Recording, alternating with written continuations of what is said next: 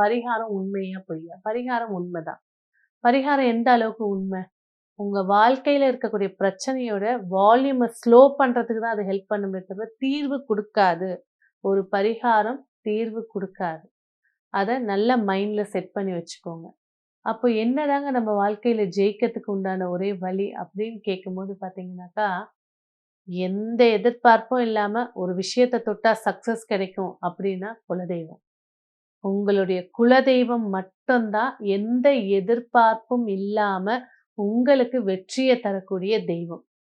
அப்போ எந்த மாரியான பிரச்சனைகள நீங்க ஃபேஸ் பண்ணாலும், வருடத்துக்கு ஒரு முறை குலதெய்வத்த போய் வழிபாடு எத்தன வாட்டி குலதெய்வத்த கும்பிடலாம்?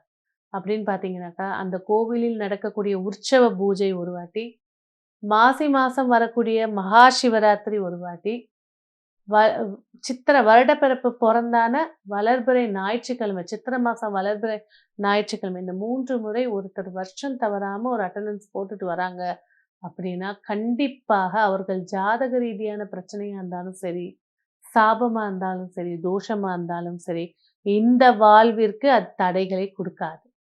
பிரச்சனைகளை ஏற்படுத்தாது. அதான் பரிகாரம். ஒரு பரிகாரம் தீர்வ குடுக்குமா அப்படின்னு இன்னொரு வாட்டி பேசணும்னா, ஒருத்தருக்கு ஆக்சிடென்ட் ஆகணும்னு ஜாதகத்துல விதி இருக்கு. நம்ம என்ன சொல்லுவோம்? உங்களுக்கு உடம்ப விட்டு ரத்தம் போகணும்னு இருக்கு. கண்டிப்பா போய் ஒரு பிளட் டொனேஷன் பண்ணிக்கோங்கன்னு சொல்லுவோம். அப்ப பிளட் டொனேஷன் பண்ணிக்கும்போது வலிக்காம ரத்தத்த வெளியில அனுப்பிச்சிடுறோம். அமுத்தா ரத்தம் வெளியேறி தான் ஆகும். அதுதான் ஜோசியரோட வேலை. உங்களுக்கு வலிக்காம, நோவாம ஒரு விஷயத்த சக்சஸ் பண்ணி குடுக்குறது தான். அதையும் மீறி நான் இத செய்றேன், அத செய்றேன், இத்தன லட்சம் குடுத்து ஹோமம் பண்ணேன், இதெல்லாம் பண்ணேன் கண்டிப்பா ரிசல்ட்ஸ் கிடையாது. ஜோதிடத்துல இன்னொரு இது பரிகாரம் செய்யக்கூடிய கிரகத்த செவ்வா பார்த்துச்சுன்னா, கர்மாவ அனுபவிச்சே ஆகணும்.